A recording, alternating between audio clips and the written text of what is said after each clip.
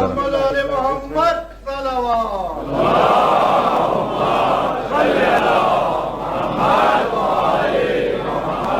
اس سے بہتر صلوات.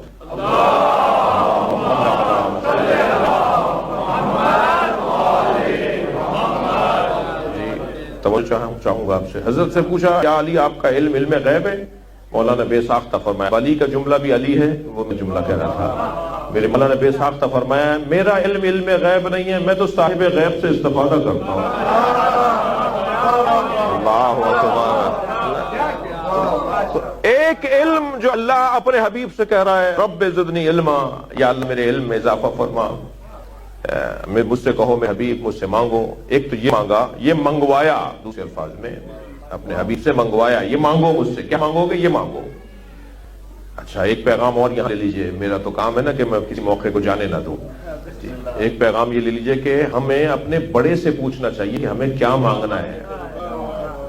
ہم اپنی مرضی سے مانگیں گے تو ہم تو اپنی حیثیت سے مانگیں گے. کوئی بڑا ہماری رہنمائی کرے کہ ہمیں مانگنا کیا چاہیے. جب آپ جائیں نا کربلا تو پوچھیں کسی عارف سے کہ مجھے حسین سے کیا مانگنا چاہیے. بھئی یہ بچہ تو ٹرافی ہی مانگے گا نا. مانگنے سے ہی تو ذہن کا پتہ چلتا ہے نا کہ کون کس معیار کا ہے. تبھی اس کے مانگنے سے پتہ چلتا ہے کس معیار کا ہے. یہ سارے منگروں کی محفل ہے. ایک کریم کے دروازے پر بیٹھے ہیں. یہ دینے والے بہت بڑے، میں مانگنے والا اچھا نہیں ہوں. یہ جتنا اچھا میں مانگنے والا ثابت ہو گیا تو یہ میرا ہی فائدہ ہے نا. اب اللہ اپنے حبیب یہ مانگو مجھ سے. کیا مانگو؟ یہ مجھ سے مانگو. جو اب اللہ کو پسند ہے وہی چیز منگوا رہا ہے نا. کیا؟ علم مانگو مجھ سے. رب زدنی علما، یا اللہ میرے علم میں اضافہ فرما. دوسری چیز کیا اللہ نے کہا مجھ سے مانگو؟ جی رب ادخلنی مدخل صدق واخرجنی مخرج صدق واجعلنی من لدنک سلطانا نصیرا. مجھ سے ایک مضبوط مددگار مانگو. بھائی مجھے کہنے دیجئے یا مجھ سے علم مانگو یا مجھ سے علی مانگو. صلوات ہیں گے محمد و آل محمد کا.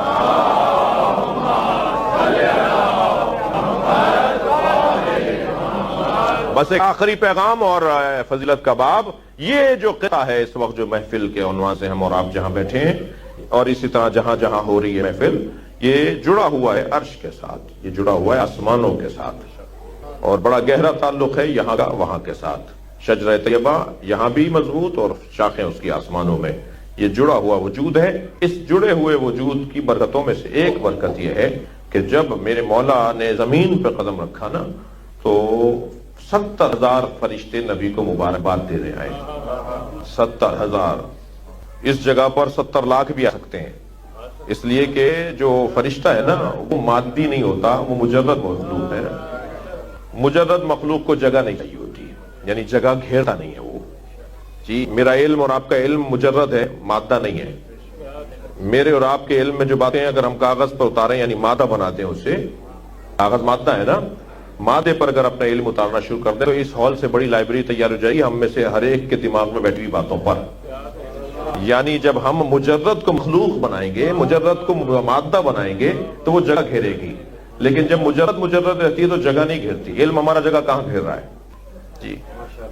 جی ہمارا علم کہاں جگہ. بہت سے لوگوں کا سر چھوٹا سا ہوتا ہے مگر سمجھدار بہت زیادہ ہوتے ہیں. جی توجہ ہے. تو یہ مادی مخلوق تو ہے نہیں، مادی وجود تو ہے نہیں جو جگہ گھیرے. تو فرشتے بھی ایسے ہی مادی نہیں ہیں، مجرد ہیں. 70,000 فرشتے زمین پر اترے ہیں امام حسین کی آمد پر، اور مبارکباد بھی دینا ہے سرکار دو جہاں کو. یہ ذہن میں رہے کہ اگر گھر کا بڑا خوش ہوتا ہے تو وہ عطا کرتا ہے. سرکار کو سب سے زیادہ خوشی ہے اس وقت کہ میرا حسین میری گود میں آیا ہے. فرشتے مبارکباد دینے کے لیے نبی کو آ رہے ہیں اور صف بند کر قطاریں لگا کر نبی کو مبارکباد دے رہے ہیں. اور نگاہ بھی تو مصطفیٰ کی ہونا جو مادی ہے مگر مجرد کو دیکھ رہی ہے. جو مجرد مخلوق کو دیکھ رہی ہے سرکار کی نگاہ. صفے باندھ کر قطاریں لگا کر فرشتے مبارکباد دے رہے ہیں. جب یہ لوگ چل رہے تھے نا تو ایک فرشتے نے جس کا نام فطرس ہے اس نے آواز دے کر کہا، صلوات پڑھیں محمد و آل محمد.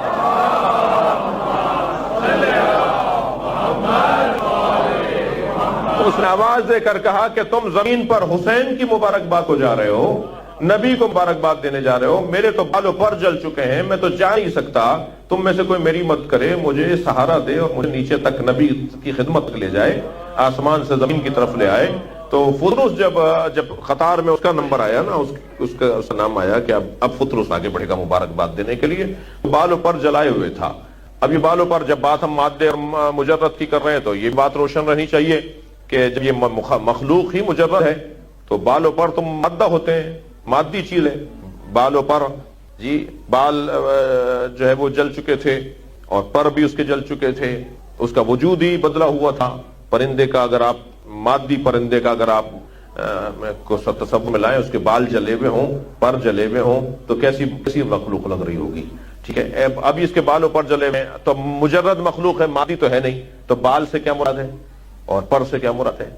حضرت علامہ مجلسی نے حیات القلوب کے اندر بڑا حسین جملہ لکھا ہے، وہ فرماتے ہیں کہ بال علم جل گیا تھا اور پر عمل جل گیا تھا۔ ہاں، اللہ نے بال علم اور پر عمل کو جلا دیا تھا، اب اس کا علم بھی نہیں بڑھتا تھا، اسے عمل کرنے کی اجازت بھی نہیں تھی۔ جی جس طرح کہتے ہیں نا کہ وہ کر دیا جی، گھر بٹھا دیا، وہ آپ انگریزی میں کچھ کہتے ہیں، گھر بٹھا دیا، پوسٹنگ نہیں جا رہی، گھر بیٹھ جاؤ، نہ تم کوئی عمل کرو گے۔ ایک سلوات پڑھے محمد و آل محمد۔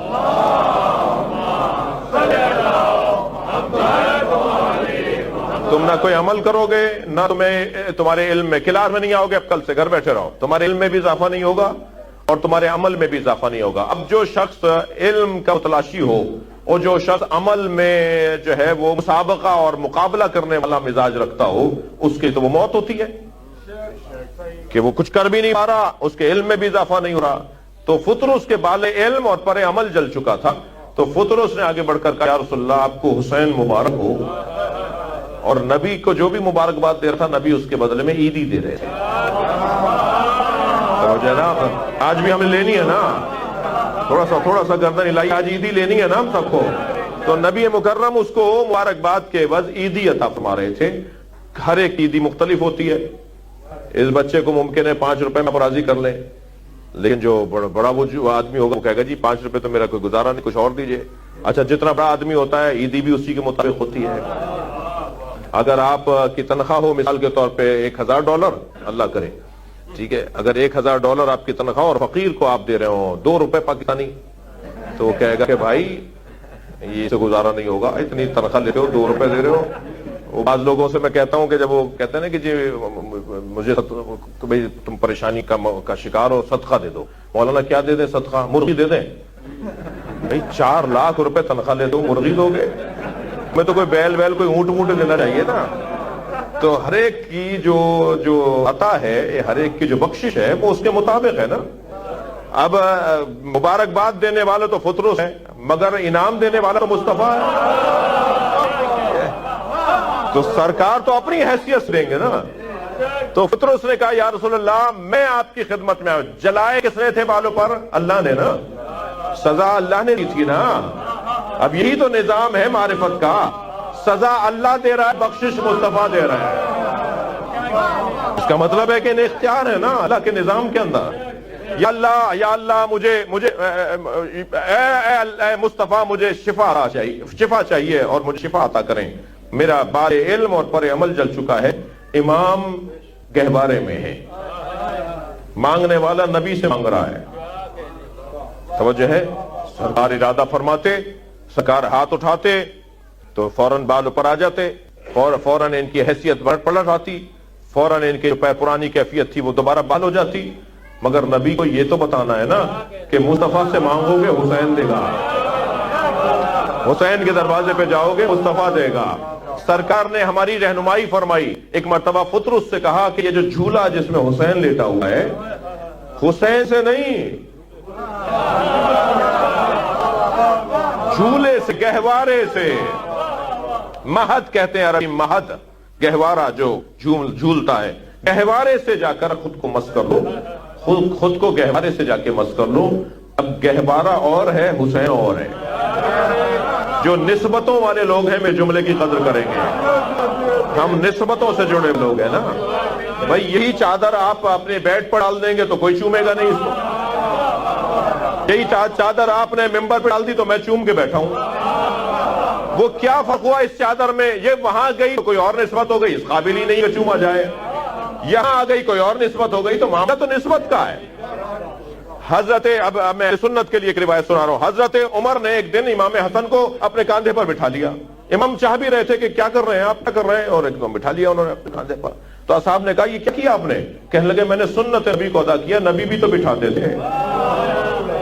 تو یہ بات نسبت، حضرت عبداللہ ابن عمر اس ممبر کو جا کے چومتے تھے جس میں نبی بیٹھے تھے۔ حضرت امام اعظم ابو حنیفہ نے امام صادق صلوات پڑھیں گے محمد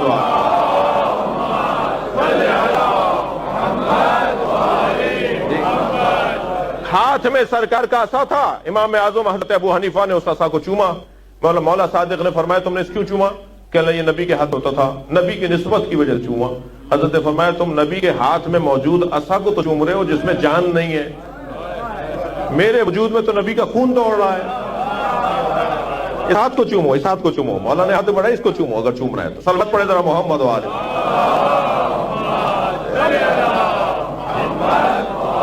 ایک اور صلوات مولا صادق کی خوش نصیب۔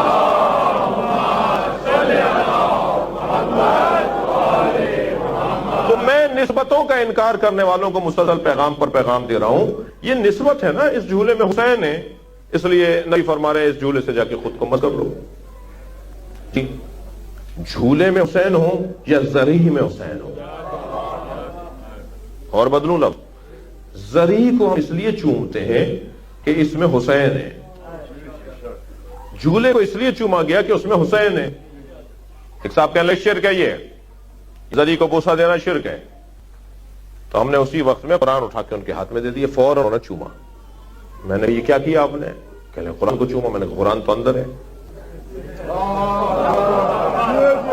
کھولیں گے الفاظ تو اندر ہے، یہ تو جلد ہے، یہ تو جزدان ہے، یہ تو قرآن کا جو ہے وہ غلاف ہے، تم نے اسی کو چوم لیا۔ کیونکہ قرآن سے نسبت ہے۔ میں نے کہا یہی ہم سمجھا رہے تھے آپ۔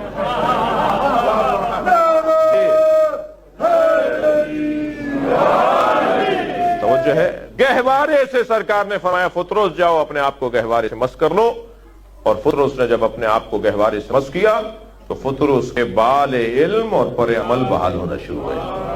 آیا تھا کاندھوں پر بیٹھ کر، گیا ہے پڑوں سے اڑ کر۔ اور یہاں میرے مولا نبی نے فترس کو شفا عطا فرمائی بطفیل حسین ابن علی۔ بس شہنشاہ حسین بادشاہ، علی شہنشاہ حسین بادشاہ، علی شہنشاہ حسین بادشاہ،